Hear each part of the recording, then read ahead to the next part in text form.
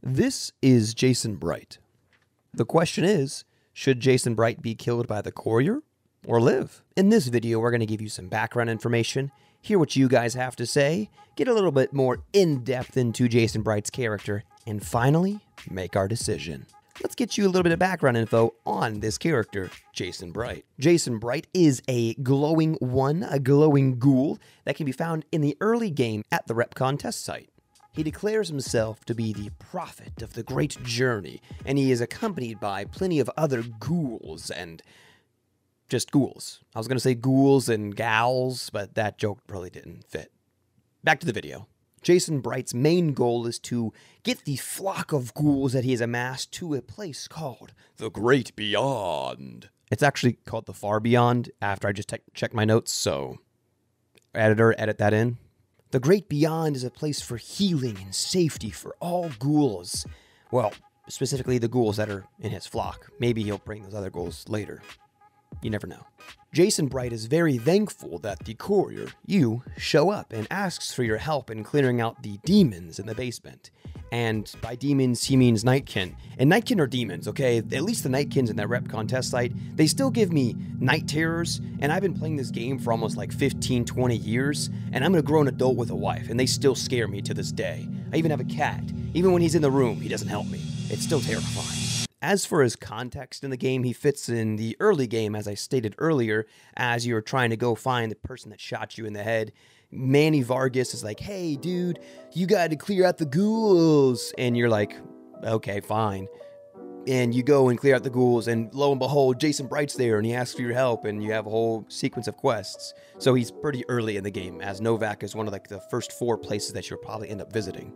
Now let's talk about some positive aspects of Jason Bright, and honestly, I think there's a lot of really positive aspects about this character. Looking at him narratively, he is a superb character. He's a great example of how to make the world feel just alive.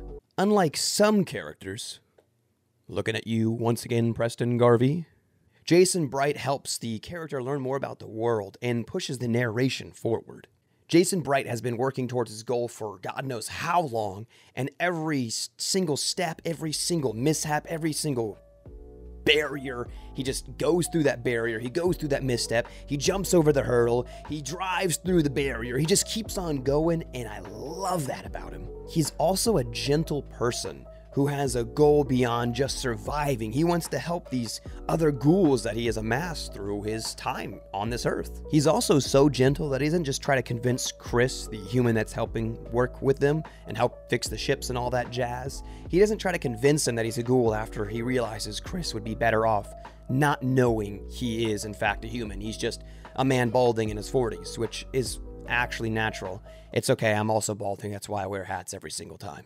He even goes so far as to say that Chris is a saint of this great journey. Chris doesn't just get a thanks, he gets a title in this entire, in this whole flock. They all look up to him now. He's one of those NPCs that gives you a quest that's not just like, help me, where. Now let's talk about the negative aspects of Jason Bright, albeit there are few.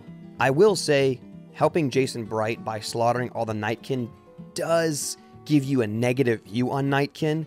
And I'm not really a fan of that, because they have so much more character than being just scary and aggressive little demons that are terrifying and make me scream in horror when I hear them yell at me from an undisclosed location 5 millimeters behind my head with a rebar club.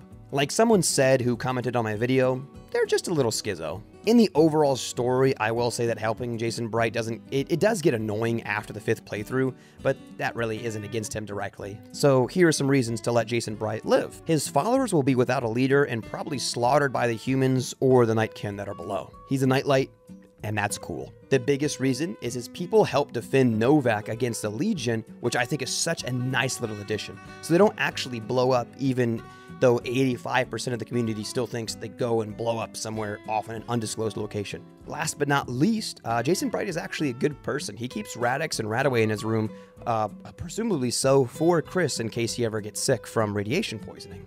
Here are some reasons to let Jason Bright die. He's a ghoul.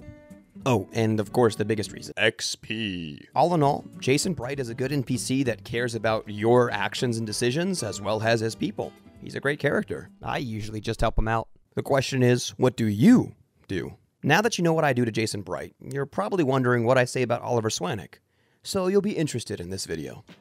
Bye.